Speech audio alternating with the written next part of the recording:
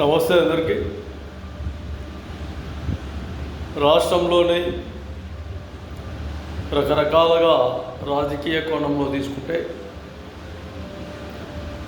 వ్యవస్థ ఎప్పుడూ ఉన్నవైపే ఉంది.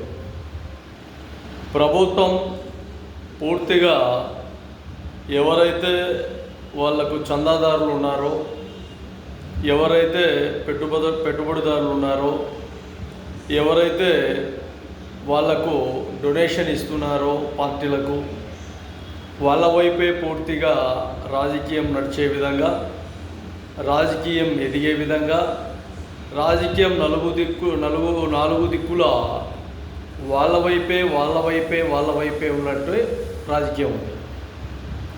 అది ఆంధ్రప్రదేశ్లో కానీ ఇంకొక రాష్ట్రాలలో కానీ పేద సామాజిక వర్గాలు రాజకీయంగా ఎదగాలంటే డబ్బుతో ముఖ్యమైన విధానం.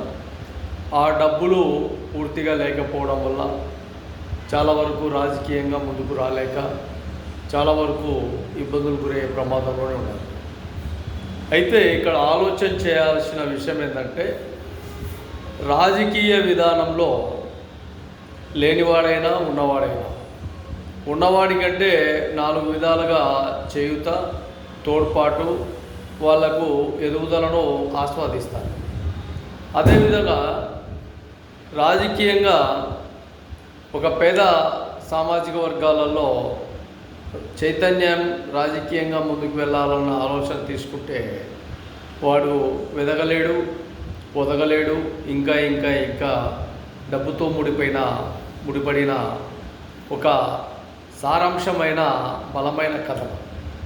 నేటి కాల పరిస్థితులు తీసుకుంటే ఇందాక చెప్పినట్టు రాజకీయ కోణంలో మనకు బలమైన ఆయుధం ఓటు. ఈ ఓటును ఎన్నో విధాలుగా తగు జాగ్రత్తలతో మనం ఓటు హక్కును వినియోగించుకుంటే, మన ఓటు మనకే, మన ఓటును మనమే వేసుకుందామన్నట్టు ఒక నినాదానికి వస్తే ఖచ్చితంగా ఏదో ఒక విధానాలతో రాజకీయంగా కొంతవరకు ముందుకు వచ్చేదానికి, లేదంటే ఇండిపెండెంట్గా ముందుకు వచ్చేదానికి మంచి అవకాశాలు ఉంటాయి.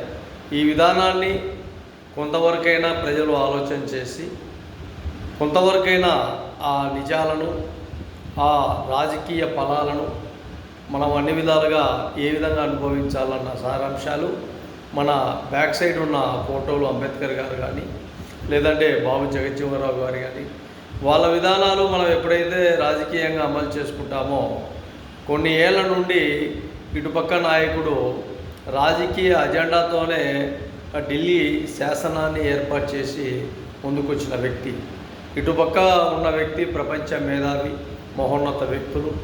ఆయన విధానాలు ఒక చైతన్యం వేరే దేశాలను తీసుకొని ఎన్నో విధాలుగా ముందుకెళ్ళి ఆ విదేశాల ఆ నాయకత్వం, ఆ రాజ్యాంగ విలువలతో కూడిన కొన్ని విధానాలు భారతదేశ ఔన్నత్యం కోసం ఏర్పాటు చేసి, ఎక్కడ కూడా ఎవరి దగ్గర దేహి అనకూడదు, మనము స్వరాజ్యంగా ముందుకెళ్ళాలి. రాజకీయ విధానాలు లేకపోతే చాలా వరకు పేద సామాజిక వర్గాలు అలాగే ఉంటాయి అన్న ఒక కోణంలో ఆయన ఆలోచన తీరు.